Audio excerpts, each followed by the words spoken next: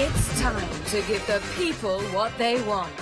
It's Jalen and Jacoby. He is Jalen Anthony Rose. What up, though? I'm David Dowling Jacoby. And on the cool check-in. We're Jalen and Jacoby. What do we do?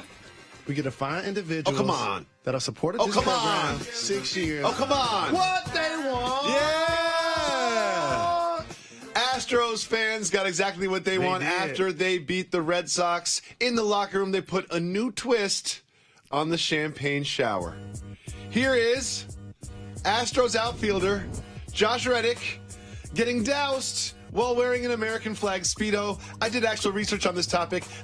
He's worn an American flag Speedo through various different playoff series. This is a tradition for him. I really hope that he wears an American flag Speedo under every outfit for the rest of his life. Only thing was missing in that footage is banned in the USA. I appreciate great champagning and campaigning, as anybody that's followed this program will attest to. For Popularize the term. Multiple years that we've been on.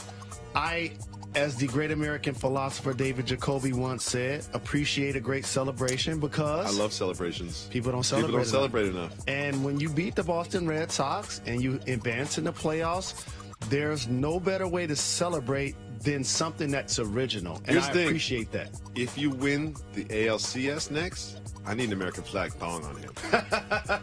I need an American flag thong on you, Josh. I'll tell you what, if they win the World Series, he's going to be naked. I'll tell you what. One thing I know is every night before bed, Adam Silver. You pray to a Larry Bird poster. Every night, can I finish the setup, please? Every night before bed, Adam Silver drinks a mint chocolate chip milkshake Check. while he watches Jalen and Jacoby. No question. And I know this because here is what he had to say about the potential of reseeding the playoffs 1 through 16. Quote, reformatting the playoffs is something we'll continue to look at. I think, though, it would require revisiting the regular season schedule as well. As I've said before, we don't play on the schedule now, as I'm sure you know. He went on to say, and our feeling is, if we are going to seed 1 through 16, we would need to play a balanced schedule to make it fair for everyone if we're going to seed the playoffs 1 through 16. Jalen. Yes, sir. How long is this going to take? It's going to take a while.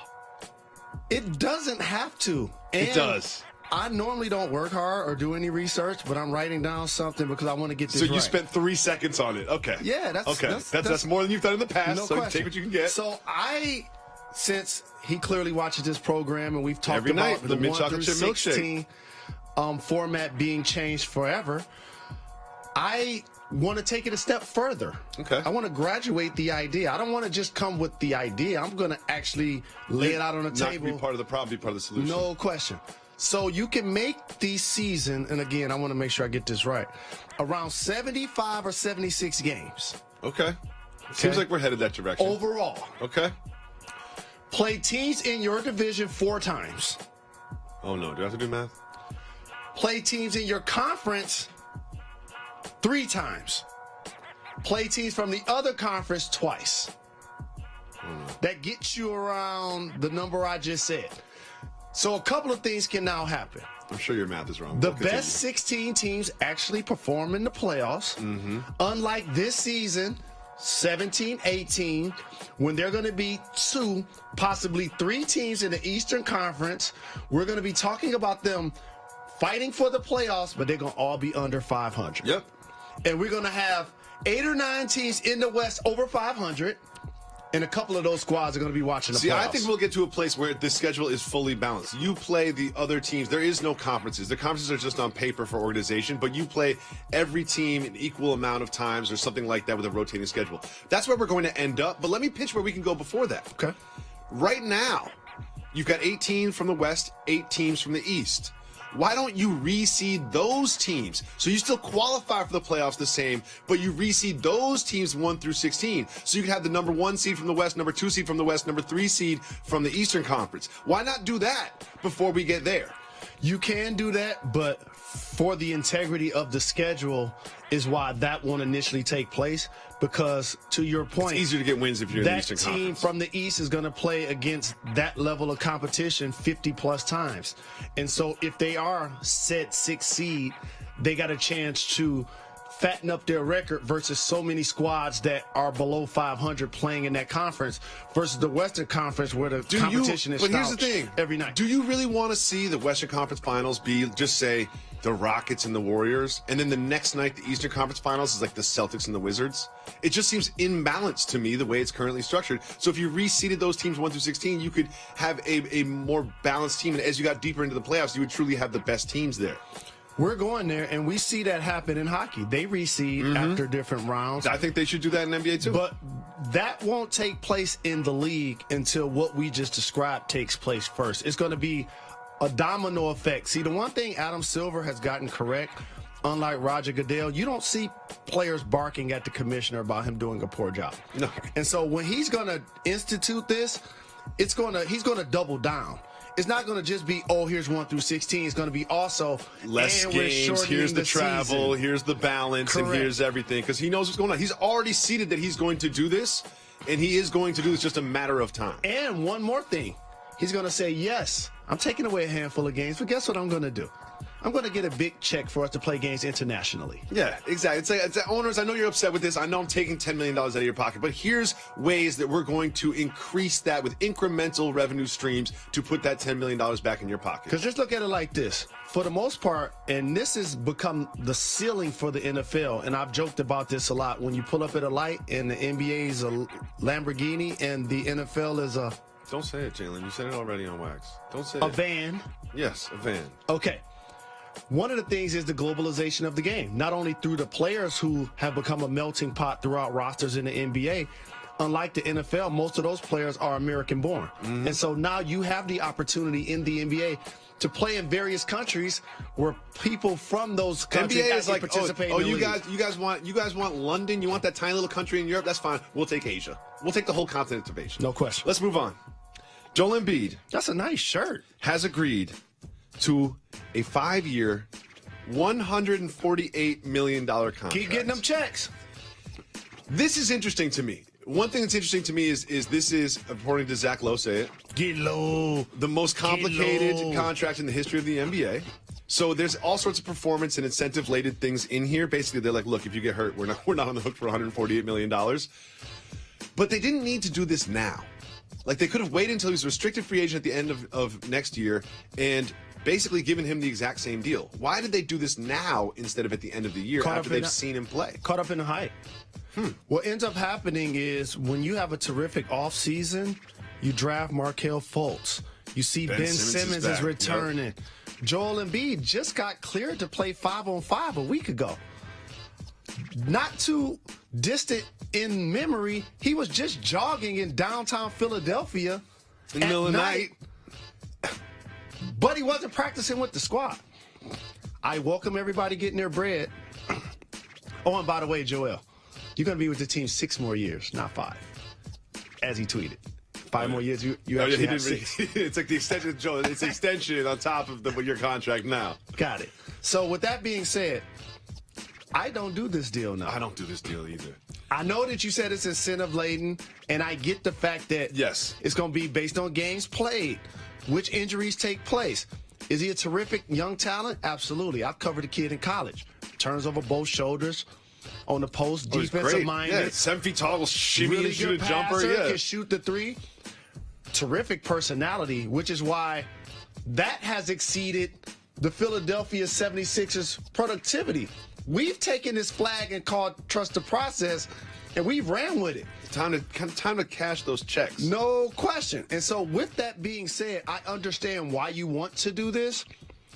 I don't know why you do it at this point. You can wait till he's a restricted free agent. The exact same deal's on the table. No one else can pay him more, and you can match anything that anybody else has. And I hope he has a long career, but usually players at that size that have had multiple foot surgeries, that have had knee injuries, so many things happen to their lower extremities. How about this?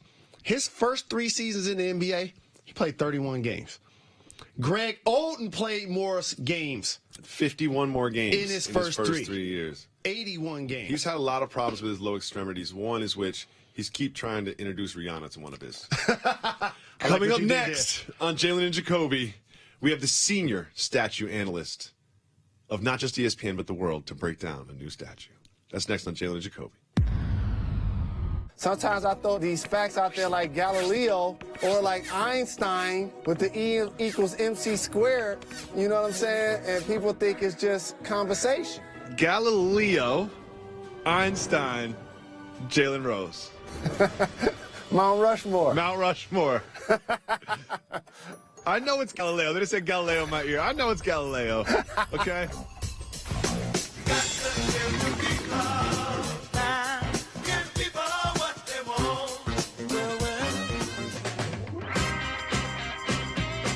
Welcome back to Jalen and Jacoby on ESPN Radio and ESPN2. Jalen Rose. What up, though? You are not just a great basketball analyst. Thank you. You are the world's leading senior statue analyst. There's a new sports statue to analyze. Are you ready for it? And I took a trip to Italy, took mad pictures Darrell Revis. of multiple. Darrell Revis, this is not vacation sharing time. I'm glad. This is we have a rundown, we prepare the show, and you just Darrell Revis it every time. I'm glad you brought him up, and they call this a segue, because here's a player that 2 years ago was starting for the New England Patriots and won a Super Bowl. At this point, he's not playing in the NFL. You done? I think so. Jalen Rose, you are not just a great basketball analyst. You are the world's leading statue analyst. ESPN senior statue analyst, Jalen Anthony Rose. There's a new statue for you to analyze. Peyton Manning was enshrined outside in Indianapolis. This statue, while kind of boring, very effective, much like the career of Peyton Manning. I like this statue. What do you think as the senior statue analyst? First off, Peyton Manning's career wasn't boring. It was, but yes, it was. No, it was not. His play is kind of boring. Not at all. When you we disagree. Amongst the Move league on. leaders, We disagree. in all-time wins, you're a two-time Super Bowl champion. Back to the statue, Mr. Senior Statue Analyst. I like the color. I like that it was colorized.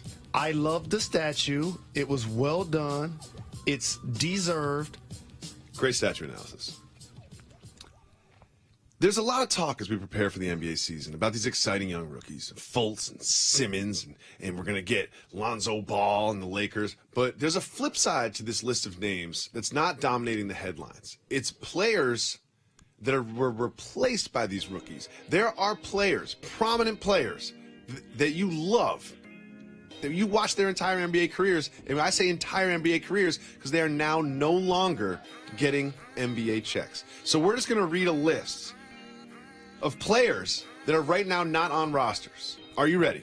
I am, and the reason why this fascinates me is because a lot of times the goal and the dream obviously is to make it to the NBA, and people clearly celebrate that opportunity. But man, it comes and goes so fast. And in the NBA, 20% of the people that were in the game last year won't be this year. A lot of these players are 2 years away from starting on teams. Are you ready? Talk about job turnover. Chris Anderson, Matt Barnes. What happened to that Mike boy? Miller, Louis Skula, Meta World Peace, Mike Dunleavy, Boris Diaw, David Lee, Sasa Vujacic, Darren Williams, Brandon Bass, Thiago Splitter, Monta Ellis, Norris Cole, Roy Hibbert, Spencer Hall, Gerald Henderson, Jordan Hill, Ty Lawson, Festus Ezeli, Brandon Jennings, Williams, Jared Sullinger, Michigan's Trey Burke. All of those players are no longer on NBA teams. Think of the math. 30 players will get drafted in the first round, guaranteed contracts, so they're automatically on the squad. They're on rosters, so 30 got to go.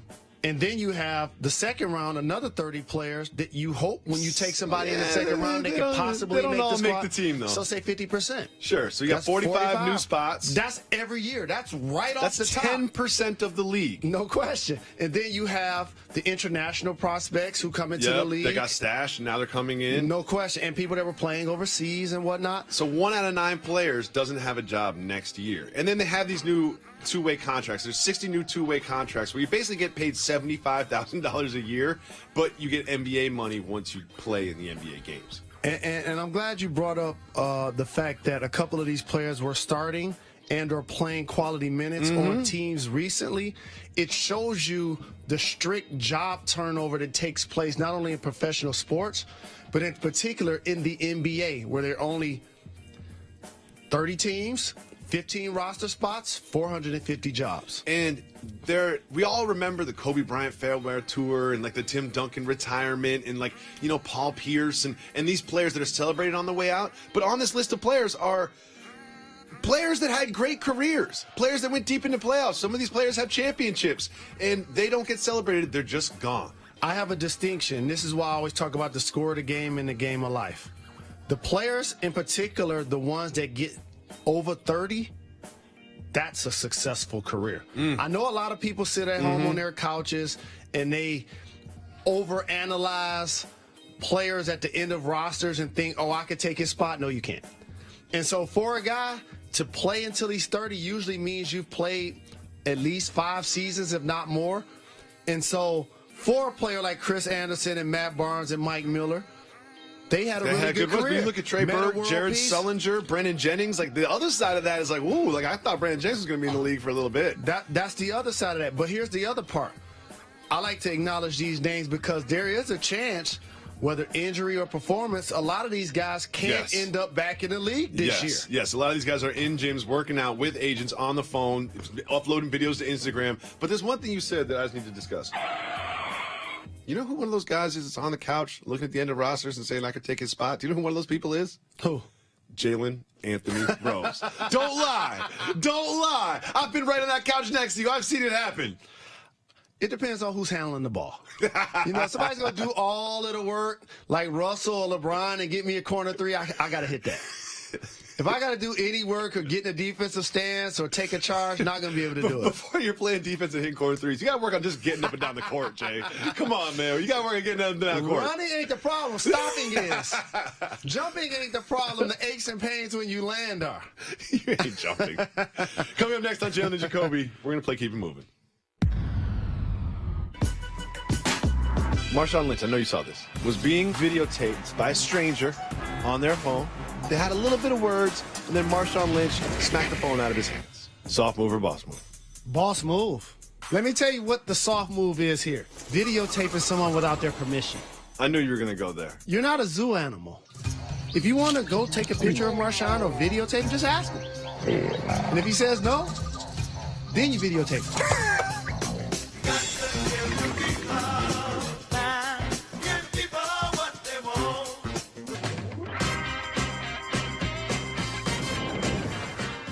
Welcome back to Jalen and Jacoby, Jalen Rose. Not everything is worth discussing in the world of sports and pop culture, so we play Keep It Moving. If it is worth discussing, you ask me to hit the brakes.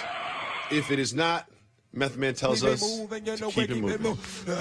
First, Ty Lue has named Dwayne Wade as a starter. Broken news, keep it moving. No surprises at all. Future Hall of Famer. I don't know if you noticed, I know you're very busy, but Michigan lost at home to Michigan State, and the Lions lost at home to the Panthers. You want to go there, and the Giants are 0-5. Wasn't a nice weekend at the house. The Knicks got their first jersey sponsor. Hit the brakes. I like when the league gets more money. The Knicks are going to have a jersey sponsor, and it's an interesting name. Squarespace. They are just further distancing themselves from Phil Jackson. They're like, no, we're not running the triangle. We're only squares around here. They probably took less money just to have a dig at Phil. And hey, they got a theme song. Tina Marie, Square Biz. Last night, during the Bears-Viking game, something very interesting happened. Mike Ditka. Nothing to do with Mike Ditka. Nothing to do with Mitchell Trubisky. Mike Ditka. The Star Wars trailer was released. Keep it moving and hit the brakes. Teammate, hit the brakes.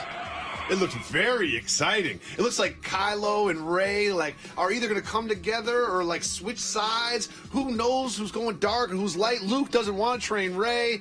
It's very interesting. Did you just take a Cialis or Viagra? No. You're enthusiastic. Let's keep it moving. We be moving, you know we keep it moving. Rajon Rondo was diagnosed with a sports hernia. Hate to see vets get injured. Keep it moving. Can I just say one thing real Sure. quick? I had a hernia. You know what my hernia doctor said? You did. I had surgery for it. You know what the doctor said? No such thing as a sports hernia. That's just, usually add sports to anything and make it sound cool. Moving on. We be moving, you know we keep it moving. A gentleman in Pittsburgh called in a bomb threat to a restaurant. Hit the brakes. A gentleman named Barry Clapperton was at Primanti Brothers restaurant. He may have had a couple. Time to pay the bill. He didn't want to pay the bill. So he tried to leave multiple times. The police got involved. And then right while the police are there, turns out there was a bomb threat called into a neighboring restaurant. Guess who called in the bomb threat? The same gentleman? Barry Clapperton. He admitted to it later. So when he was confronted by the police and they got the bomb threat, they left the scene?